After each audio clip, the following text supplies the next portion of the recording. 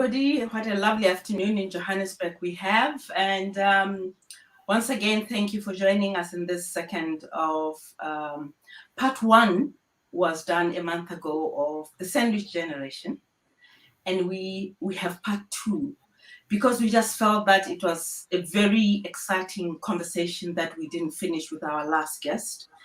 And I have invited, of course, another guest, another friend, a colleague, and she will introduce herself in a minute.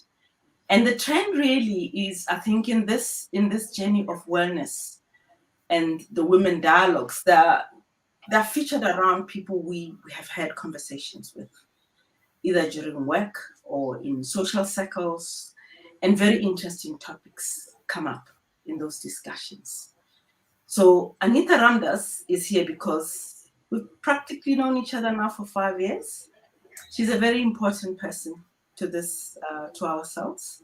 She looks after the books of the business. So in that sense, she really is, she's become a friend in this journey. We share mother stories, we share sister stories, we share entrepreneurial stories, Anitha. We share a lot of stories. And so welcome to Anitha. And Anitha, thank you for taking this challenge and joining us this afternoon for this conversation. And so do you mind very much just saying a little bit about yourself? Okay, so thank you, Motamang, first of all, for inviting me to this dialogue.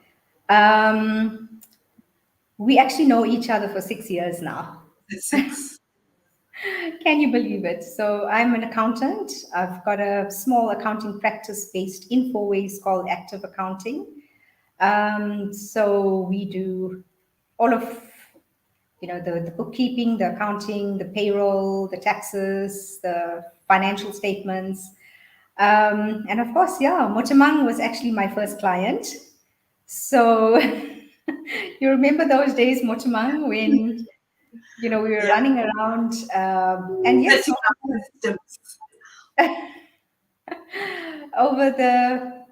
we've known each other now for 6 years. So I miss our face-to-face coffee meetings, our early morning breakfasts. Yeah. And can't wait to do that again. We will very soon. I think, thanks, Anita. I think I'm going to get back to you in a minute, but I think we also have these conversations in the context of COVID. And you've just reminded us that it has truly changed our social connections and interactions as well. And we'll get to that in the course of this conversation before we go. So I think in introducing yourself, the background to this fascinating topic for me and why I think I've extended it to the second conversation is the notion of a sandwich generation, which really was defined by a social worker in 1981. And in discussing this notion with different people, I get different reactions. Some people are like, is that even a thing? What is a sandwich generation? And in one sentence, of course, it's this middle-aged lifestyle where we find ourselves supporting children, whether they're adult children or younger children, and at the same time, having to support our elderly parents as well. So that's the sandwich generation. And I find it fascinating because of the different reactions I have when we talk about it. We talk about it because of our personal reactions, our experiences, and recently, like my last guest had just lost her mother. And we really got into this very seriously because certain things were new. Certain things actually required new thinking and all of that. So Anita, this is why we are here today. So I think for the audience, in the context of the sandwich generation, can you just give us a little bit of an introduction about what your setting looks like? Okay, as human beings, we all have attachments and relationships. So, is the sandwich generation really a thing? I grew up in an extended family, with grandparents, parents. And so, for me, it was a normal thing for your like one generation taking care of the older generation plus taking care of their kids at the same time. I think in a lot of it has changed, where people have migrated to, like a lot of people come from KZN, Yeah. and a lot of people have migrated up to Johannesburg, Right. and you'd find, then their parents stay back, kind of thing. So I think things have been changing. So, but in saying that, families don't exist in isolation. Sure. Uh, we all need relationships to be emphasized so that we can benefit from family integrity, family loyalty, and family unity as such. Yeah. So you specifically talked about what I was going to introduce, which is sort of our internal migration. So in traditional settings, I think anywhere else in the world generally, is that you grow up in your nuclear family, you go to school in the same area, you get work in the same area. So the question you asked about, is this really a thing? Because naturally what would happen is either your parents live in the same neighborhood or actually live with you, and your children grow up in the same home. So I think the migration has had a huge impact in that people have moved away from the geographical place where they grew up in. And so this isolation, in a sense, of parents being left somewhere else has happened to all of us, which means as they age, then it's almost like a remote caring for them. And I'll come to that later. But in traditional settings, this is why I raised the question, is that really a thing? Because we didn't feel the separation geographically, right? Yeah. So that's the first thing, the internal migration, and I would like you to just talk about that. The second thing is the migration of our what I call a middle class lifestyle. We now work, and I'll specifically talk about women because this is about women and wellness. We now go to work, which places an increasing burden. If you don't have the wherewithal to support your children, if you have younger children, you get care to look after the children whilst you are away. Exactly. Imagine in a situation where then your parents are with you and you work, and which means during the day somebody has to look after them. But in your middle class working family's lifestyle, you are both away during the day. So how does that new way of our new lifestyle have impacted you or your friends, and how, there's on the one side the migration away from our geographical areas where we grew up, but the second bit about it is the middle class lifestyle that is required of us to actually leave the home, and even though we are carers in a sense. I've been so lucky, Mutmang, that my parents have been so supportive emotionally. They've been there for me literally. I mean, throughout the years, when my kids were little, every school holiday, they drive up to Johannesburg, fetch them, and drive back with them. And that's been, they did that for years, and because they knew, it was either I had to work, because I worked before I had, I had my businesses. Then I bought a retail business, which was, just crazy busy over December.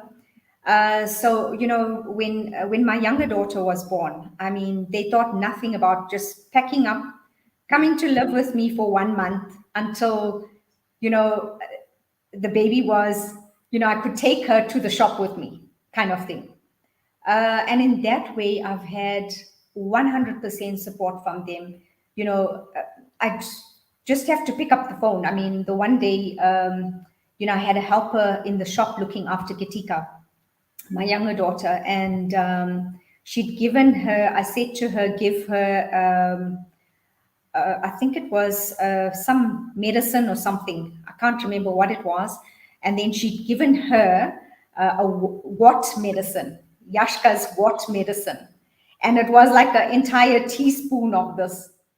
And, you know, rushed her to the clinic. Clinic wasn't open because like this was early in the morning. Quickly rushed her to Four Ways Life. And, but, you know, she was fine. But phoned my parents crying. This is what happened. They were in Johannesburg that night. Yeah. And said, Yeah. you know, in fact, Gitika actually spent her first birthday with my parents. And, you know, it was like, you concentrate on your business and we'll take care of the kids. So And yeah, this really, as I said, we talk about this amongst friends all the time because this is our lives in different proportions. But you bring up what some people, when they say, is this really a thing? You've dived straight into, actually for you, having your parents, even though they were geographically far, there are other people who have their parents, but they have a very beneficial relationship in having them close by and even having them in the house. It is by no means a burden. So no, you paint a picture of this actually, had they been even closer physically, I'm sure you'd have even less stress because this is also in the context of workplace wellness. It's about working women. It's about the support you have as a carer because this is about caring for other people. We don't usually contextualize it that way.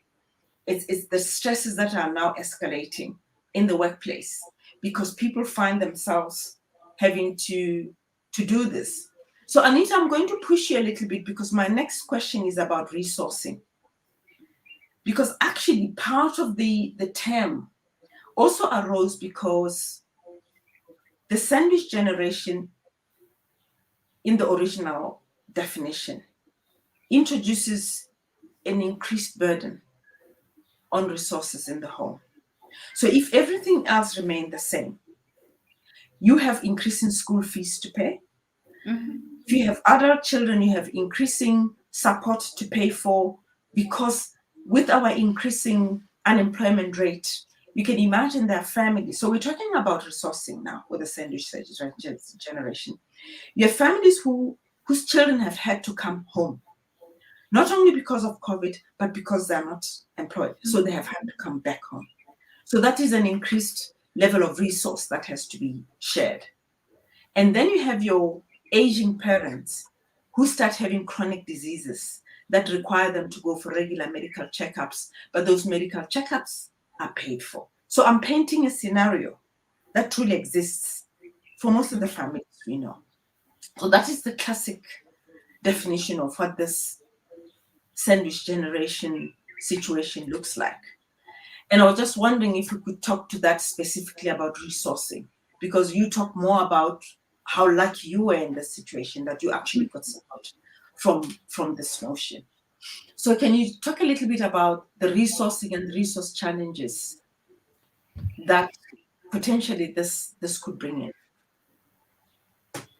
you're definitely right. I mean, it can't be easy for you know, for two people to be looking after your kids plus somebody elderly. But you know, if you look at it in the broader sense, um, you know, when we were growing up, kind of thing, your parents found the resources. So, you know, to use that as an excuse as to, you know, not take care of your elderly, um, for me is, you know, I don't think, I don't think that would be, you know, something that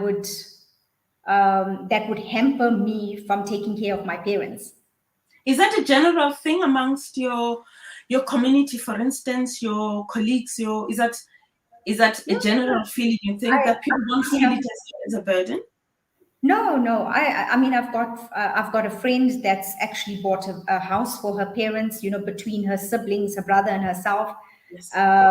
You know, we actually looking at something like that for my parents.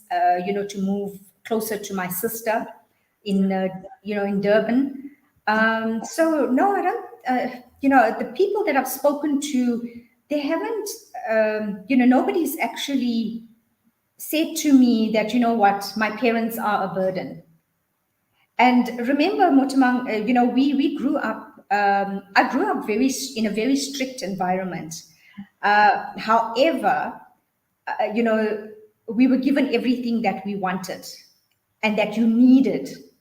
Also, we were taught parents are your first gods. Sure. And, if you're looking at that The great scenario, story. I mean, that's Yes. like, how would you tell your parents, I can't afford to look after you? Yes. What they've When done. you've grown up with this instilled in you.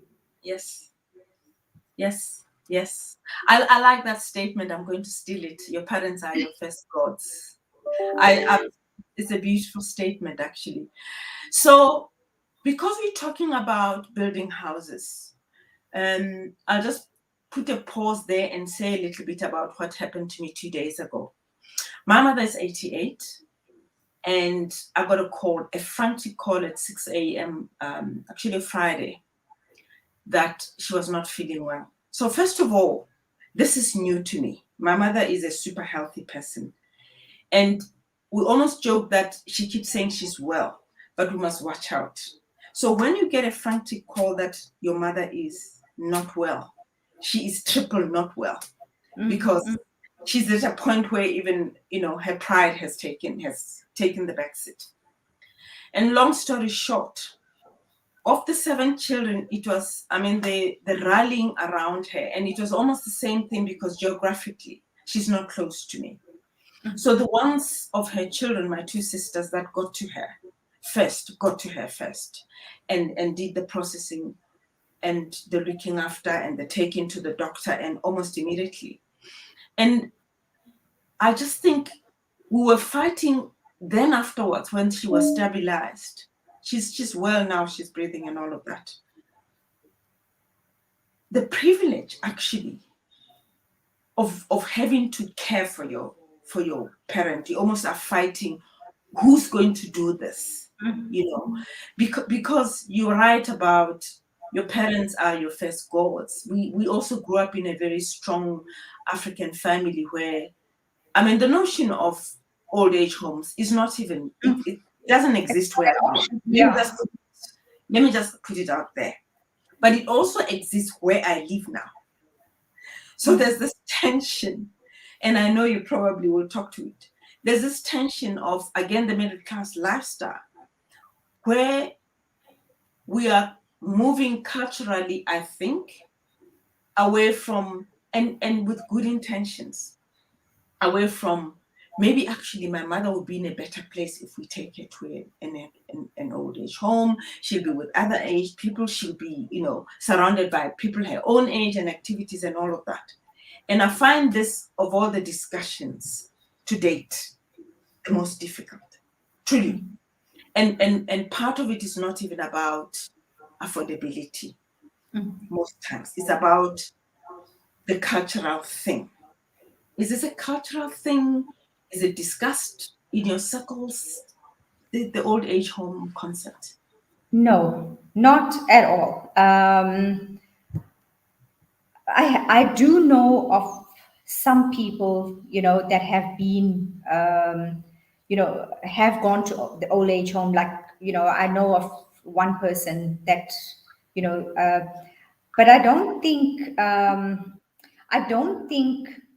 parents would be comfortable, living in that kind of environment. For me, I don't see it.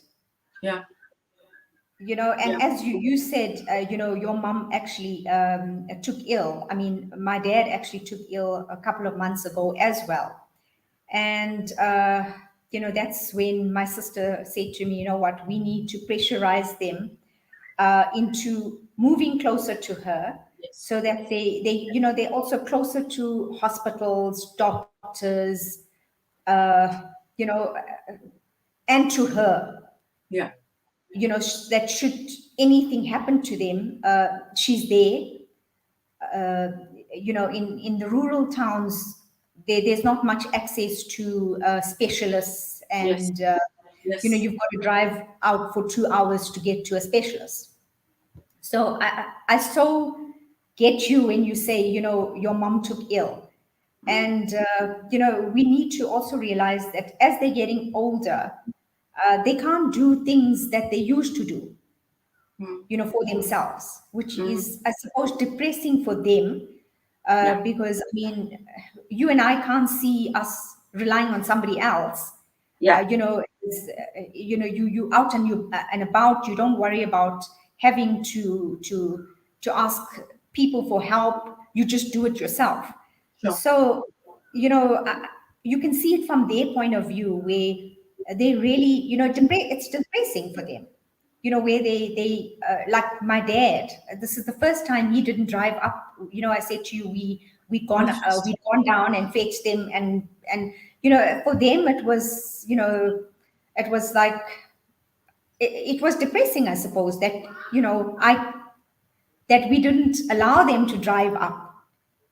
But I mean, if you're looking at the roads from KZN to, I mean, from Escort to Joburg, you're looking at a good 5 hours.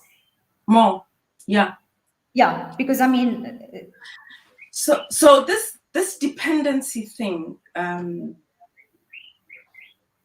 for us, I mean, it's a real discussion in my home, because when you have your parent over, let me talk about my mother. She will visit, she will stay. Day 3, she's already hanning about going back to her house. It's not because you've fought. It's not because, and in reality, and I'm pushing this because I asked you about old age homes, which some of my friends have considered. But what if you bring them into the home? In a sense, you're bringing them into a home they're unfamiliar with. Yes, you're their child, but they're unfamiliar with your home. They become a guest in your home. But I'm wondering, Anita, whether this is always the case. I'm trying to find out if this is always the case. Are there environments where people grow up with their parents in the same home and it's just a normal thing to do? And it's understood that they will be with them forever. And yeah, so there's no, at all. yeah, no, you did right. In our community as well, you're seen as, they wouldn't want to live with a son-in-law kind of thing. Yes, that's now you're getting to the culture. That's what I want to but it's we have to get them to understand that, what, be it your son, be it your son-in-law, be it your daughter that's taking care of you, we love them. So, and I do know they will feel uncomfortable at first, because it's not their space. They're used to having their own space. They used to, and let's face it. I mean, I'm now married for, gosh, a long time. So I've been out of my home from the age of 22. Sure. So yes, they will see it as a strange place at first. But I think, I think the parents and children need to get to an understanding where, they must, come to that understanding where it's not a stranger's home. It's your child. Sure. But I'm this topic again, and I'll say it again, is coming up because we're at an age where we are being confronted with our aging parents' illnesses and the desire to be as close to them as possible. And the considerations around all those cultural aspects. I mean, it doesn't matter who I talk to. There's that aura of your mother being in your home and deferring to your husband as the son-in-law, even though it does not matter how good the relationship is. And my mother has a very good relationship with my husband. But there is this, almost this, what do I call it? It's not a tension. It's sort of like a properness around being around your home. So I understand why after 3 days, she's already wanting to go to the next one. And that's, so my mother luckily comes from a very big family. So she's got this network. But Anita, have you thought about yourself and your children looking after you? Has it ever occurred to you whether that's going to happen or they'll be now on another, across the oceans? And what does that look like? You know, we've actually discussed this where my husband actually said to me, please don't think that your children are going to be here, um, and do the same things that you do for your parents. Yeah. And I think, the generations, there's such a huge generational gap. When you look at how we were brought up compared to how they being brought up. I mean, it's a whole new world that we live in right now. And I Explain think that. it'll be selfish of us to actually hold them back to say, you know what, take care of us when there are global opportunities available for them. Sure. Although I would hate to be separated from my children, I've just got to maybe suck it in and say, it is going to be what it's going to be, and accept that if they want to, work and study overseas, then that's what it's going to be. I always tease them and I say, Mom's coming with, pack my bags and come with. Yeah. But, it's the generational gap is such that we have to learn to, harden our hearts and let them do, what they need to do in order to progress for themselves. Yeah. Yeah. And I think I raised that deliberately because that's the next thing we discuss, that increasingly our children are not even here or are going to be here, quite frankly. We are a few hours away from our parents, but I'm guessing that our children will be a few airplane flights away from us. And so the question is, if you flip, and there is a term called a double sandwich, a double-decker sandwich, which is now you've been pushed up, you look after your parents still, because isn't it that medical technology is such that they live longer? But you're looking after your adult children, and you're looking also after their children, which are now your grandchildren. So the double decker is also happening with the economic situation. But here we are, potentially going to grow old by ourselves. What should we do? Motamang, that's a very scary thought. Um, I haven't really, I'm so lucky that, Yashka's still at home. My younger daughter's just finished matric. So, and the fact is they can't afford to go and get a place of their own right now. Yes. Such is the economy and the world's, to go buy, a place of your own now costs nothing less than R1 million. So they don't have the resources, and they, at this point in time, to actually leave the family nest as such.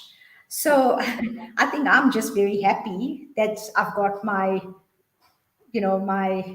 birds in one nest. But as I said, it's a scary thought, to have to be by yourself. And then you can understand what your parents feel like being by themselves, Yeah. and not having, I can't imagine what my parents have, went through when I got married, and because I lived at home until the age of 22, then got married and moved into my husband's house. So Yeah. I was very lucky in that sense where I didn't have to fend for myself as such. Sure. So I can now understand, how scary that must have been for them to actually see me leave home. So this question I asked about whether you've contemplated what life would be like without, because they're moving further out. Because I wanted to introduce the topic of social networks. Because I think, and if you read, social networks are what will hold us or hold people in those communities where the people have seriously strong networks. And so even when their children leave, your social network is such that you miss them, yes, but it's a natural progression of things. But your social network exists. You're too busy even to notice, right? So what are our social networks currently I that hold think us? friends, Yeah. I just want to put my thing to charge. Yeah. Sorry, So Motibi. you have a significantly robust friends network. I wouldn't say a robust friends network. I've got a couple of friends that Yeah. I do connect with. My brother is here in Johannesburg. We do get together quite often. My sister, my sister calls me almost every second day. Sure. I would say yes, definitely a strong social network as such. And Yeah. work, of course, keeps me very busy. Sure. So, so I think I'll be fine. Yeah. Yeah. No. I'm sorry to put you on a bit of a spot, but it's an exciting topic to me because my sister was visiting the other day, and I mean, because also we live in the same neighborhood, so she came and we contemplating this about the fact that we're not able to see our mother, but the other siblings were Yeah, able to because they're yeah. closer. And she said, we come from a very big family. I come from a very big family. And if you have the privilege of coming from a big family, you can literally create an entire social network around your siblings. It's a thought. Because I think if you go back to what we started off by saying, as you grow older and you become a little bit more infirm and you require a little bit more assistance in living your life, these things become important. I think generally, most people leave this to the end. When you are young and happy and able and you can still drive yourself to the supermarket, I think the last thing on your mind is projecting your life 20 years from now when you are less able to even drive yourself to the supermarket. So what has happened to me, the social network story, is I had a major operation about 2 weeks ago and I can't drive at the moment. So I called in the troops. So there's a whole network that has been built around. And it actually causes you to sit down and reflect. I'm still young in the larger sense, in the larger scheme of talking about aging parents. But you suddenly realize for 2, 3 weeks, I haven't been in a car to drive. And it actually shakes you because you become dependent already on somebody else. And so, what if you really do not have? So, I joked about the children going away, but I mean, research has been done about these people who live longer in the blue zones because they have such strong networks. They see each other every day. You say you call your sister every day. But I'm really interested in this long term for your typical middle class, suburban, working class people who have left their geographical places where they had social networks. I mean, some people really, church is a big thing. Church is a big thing, like every Sunday, and it's a huge network.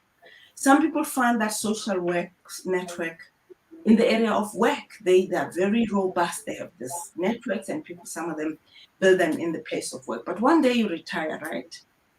And you leave that work social network. Some people go and do social activities and they have hobbies and they have all of these things. But I'm laughing because I'm guessing you and me, we just work 24 hours out of 24 hours. So So, but I'm just joking. And really, you can see that this is a reflection for me.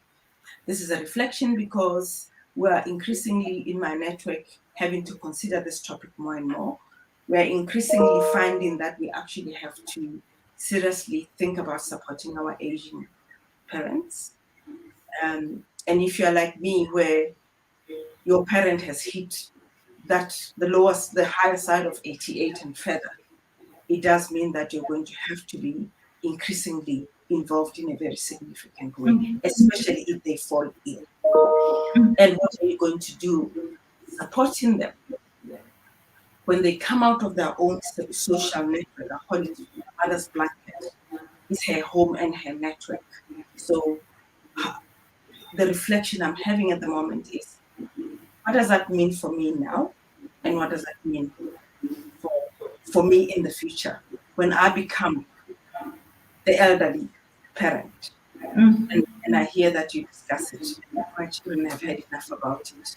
But I'm guessing, like your own and my other colleagues and my friends, they are planning to go somewhere to either find work or study further, and they're not going to be around or in any place closer to us.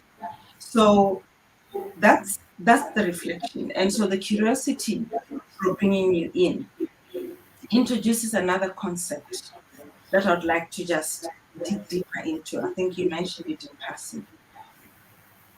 I think somebody joked and said, "Is it a thing?" We keep throwing this. Is it even a thing? Because I think in the African culture, if we remove being in town and in this urban setting, we just live with our parents. You come home and you do that. And when they fall ill, you just look after them. And as I speak, I know a lot of people actually do that anyway. So you find yourself as a boss. You work with people I know in your last venture, and they come home and they tell you their mother is sick, because this is the reality now in the context of corporate wellness.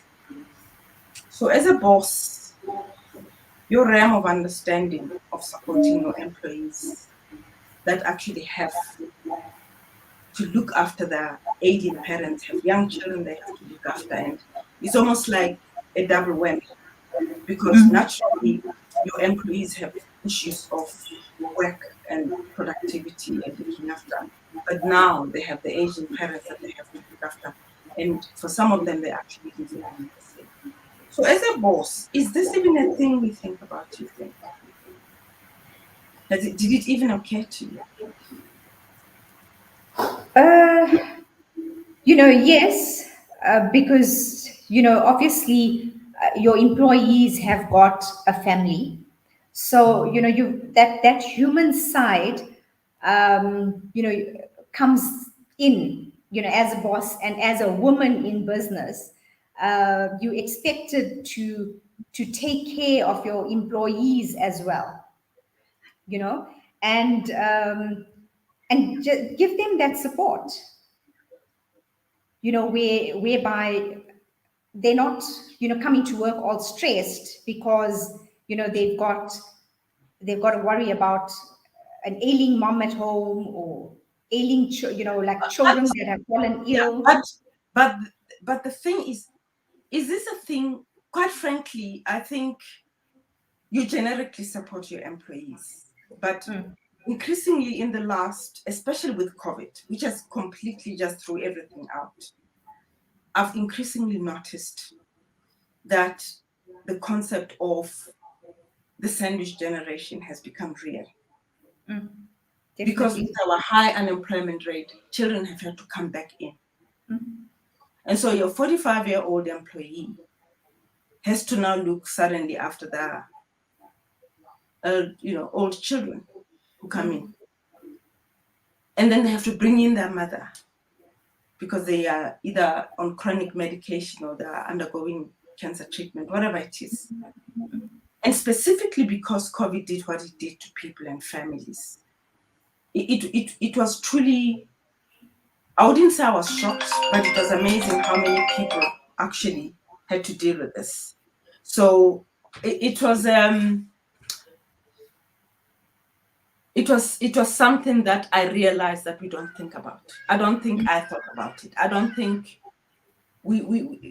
I wouldn't say we were simplistic about looking at employee support that way, but I think what COVID did was it actually multiplied the amount of stress that your employees Definitely. have to deal with. And I think after this and having this conversation and having had to support people who are dealing with burdens that were brought on by COVID, and in some instances, there's chronic stress leading to burnout, basically flat out they can't work, is to come back to base and reflect about what form of support specifically, as women particularly, are we going to provide sort of an increased level of awareness. I think we started talking about this at a personal level, but I'm escalating it to the world of work as women. How are we going to, what has COVID done to increase our awareness and become acutely aware that there actually are layers that we don't become explicit and talk about when we support people? What's new? And so I'm framing this question to say we support people, but I suspect we might have to get supporting people with a slightly different lens. I think for me, COVID has done that. So I see there's a question for you, Anita, before I go on. Yeah.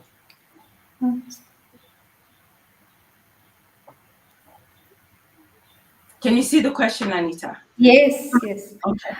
I don't think,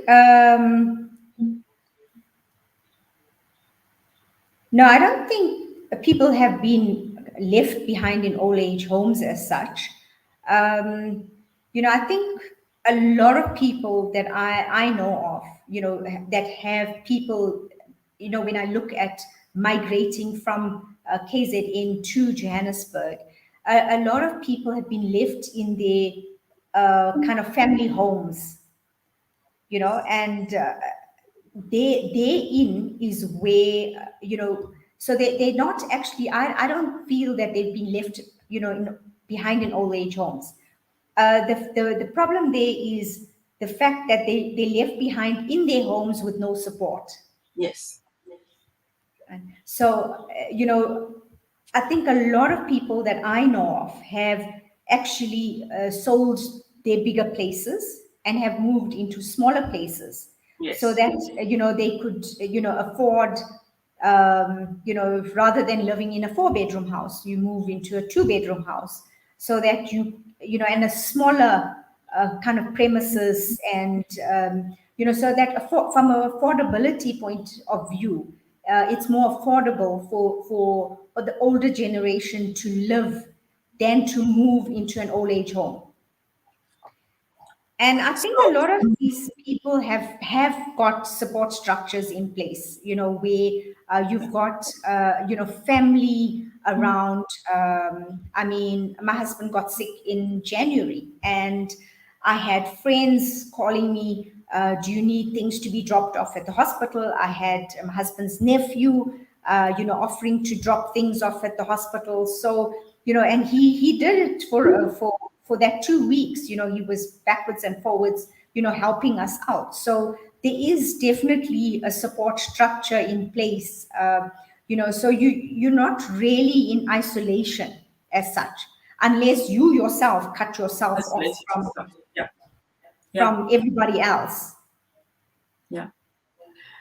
I think the question that I see Tabi saying asked, the last bit of it is about leaving people in an old age home. And I realized truly that it's I don't know if I think I'm correct in saying maybe 10 years ago it was almost a foreign concept in our communities, to be fair. I mean, you wouldn't even dare raise the issue. I'm leaving out rural communities because there's not even a physical old age home there. But in town, I know for a fact that that's an increasing consideration for people, even in our communities, to consider putting people in old age homes. And it's not so much about the old age homes. I mean, some of them are superb 5-star facilities. They have everything you can dream of. And so it has nothing to do with the old age home as such. I think it is about the concept of separating from the network that you always knew for me. And for my mother, I know without question that it's not even a thing. It's not even, but that's not because I just know that it's just wouldn't even be discussed. One, because I think we have the means in terms of the network. One of us would take us in, would take him her in, it's almost understood that way, or one of us would go and live with her. So in a sense, we're lucky that way, but there are families that are not lucky that way. What about the one child family? That the cousins can't, even if you have cousins, because in our culture, cousins are your own sisters and brothers anyway. So sometimes the cousins actually come in and live with the elderly person. So Ntabisen's question, I think, is part of this because it considers this concept that we don't want to yet accept is a question of considering putting our elderly parents in old age homes where they can get care, very good care, where they can get looked after, where they can be supported. But I think it's a cultural barrier that we might have to. And for us, I think our generation, the famous generation whose children might get on a plane to go and live very, very far away, it might be something that we might be forced To look at, yes. because there'll be that diluted structure. There'll be that diluted structure because of the nature of where our children will be. And it will be very interesting to see 20 years from now. I think for the larger majority, people in rural areas, it's not even a conversation. But I think this concept is precisely a concept in the working class who have to juggle raising this other generation and looking after the other generation. It's a thing with working couples mostly. I before I forget, I wanted to touch a little bit um, because I had asked a question around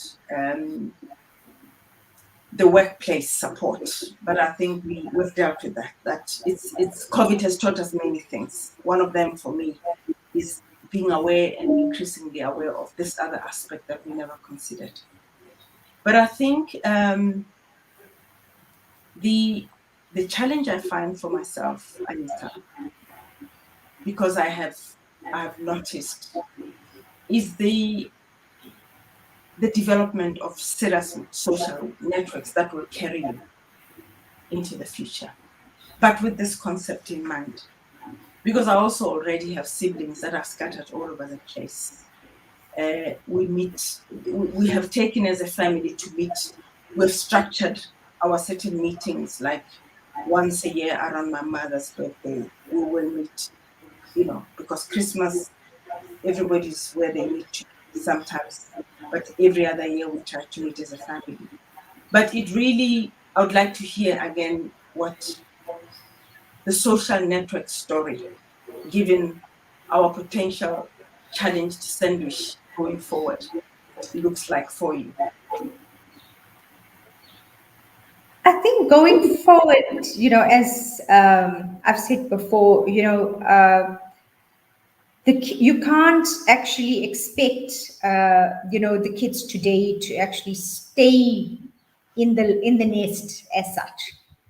They're going to open those wings and they're going to fly away. Yeah. So I think at some point in time, you will need your social network. And I'm very lucky in the sense that I've got siblings, I've got cousins, I've got friends that will rally around and help where possible. Yes. kind of thing.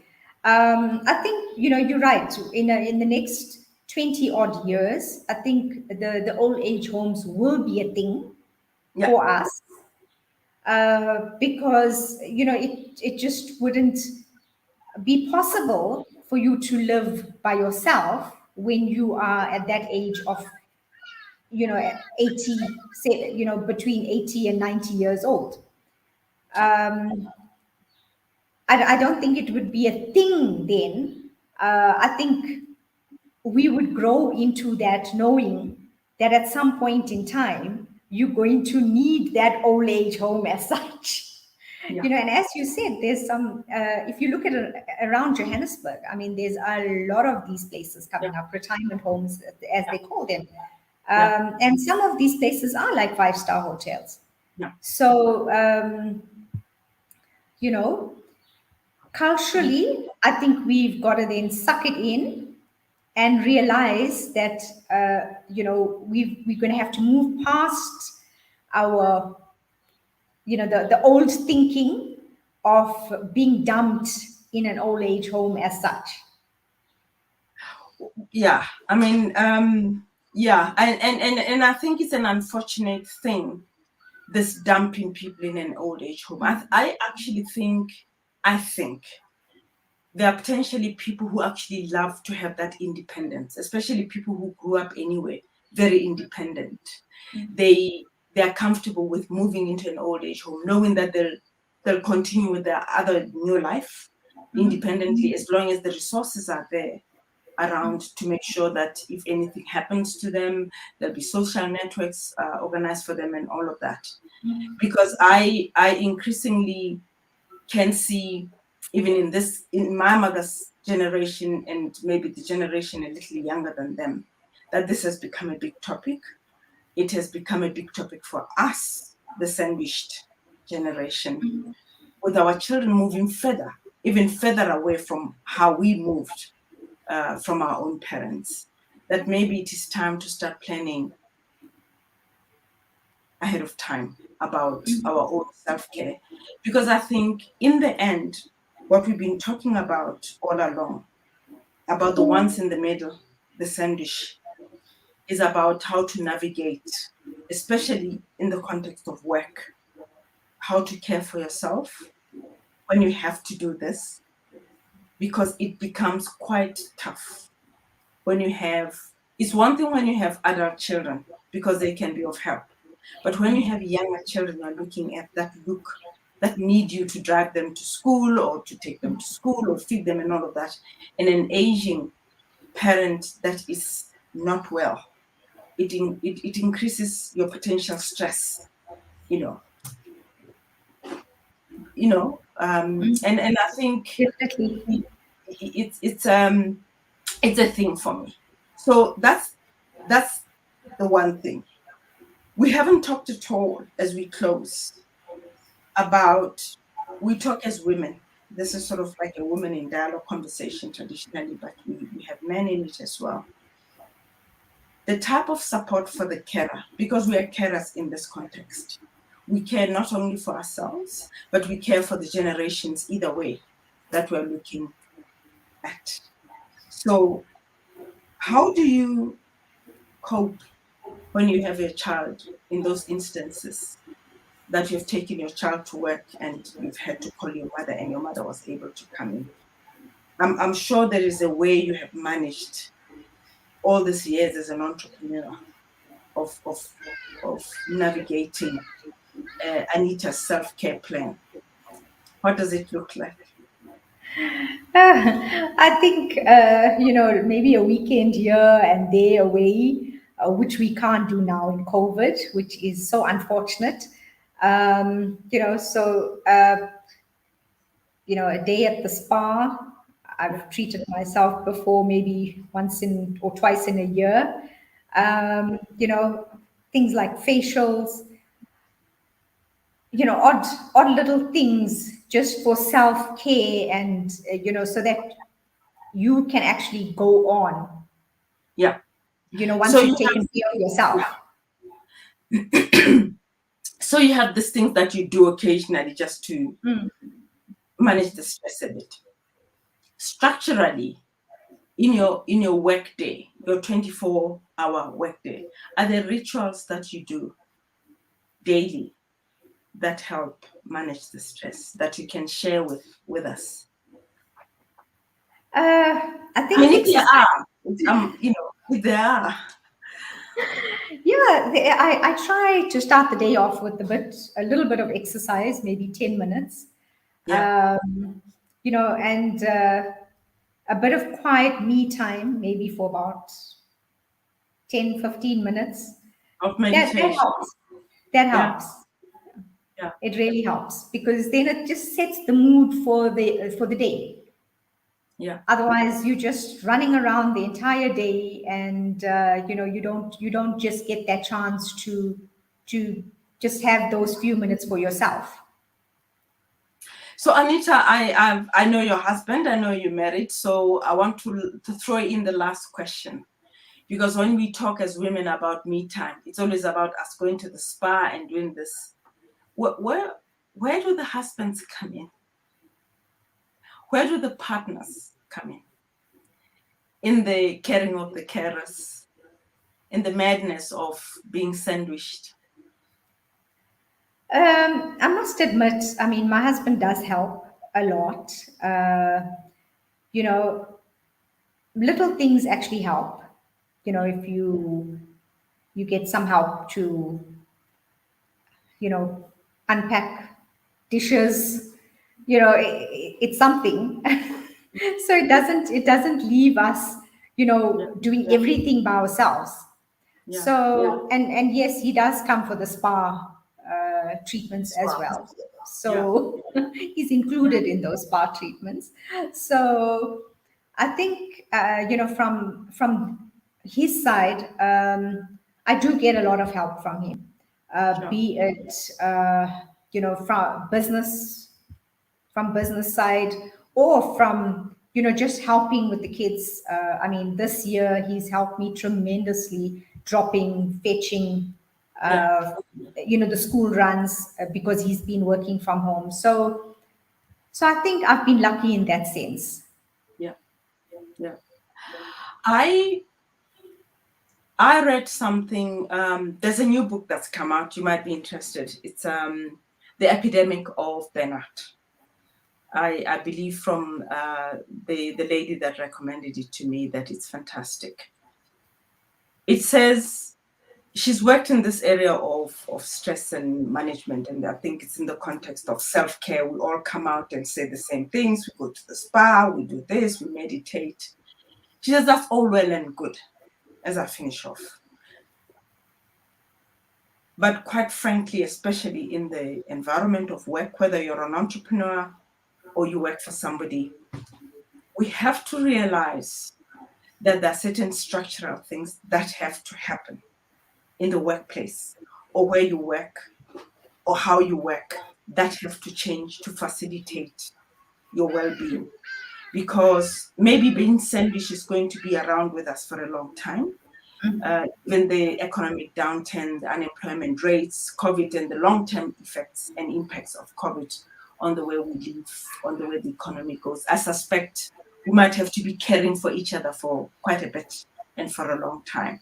So as we learn and share the self-care programs we have, I'm guessing that part of the bigger reflection will also be for the institutions we work for, that we have created, have to truly sit down and accommodate a new way of supporting the carers in the middle, on how they must look after themselves. So I would like to take this opportunity, Anita, to give you one last chance to say, your last words, and to thank you very much for being with us this evening.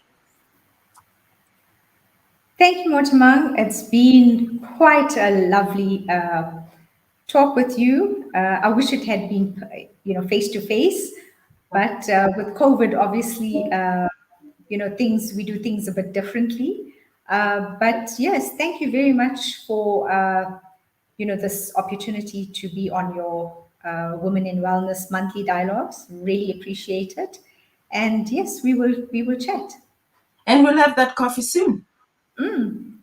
Thank you very much for agreeing to chat with us. Thank you. We'll see you very soon. Thank you, Motamang. Okay, thank you. Bye-bye. Bye.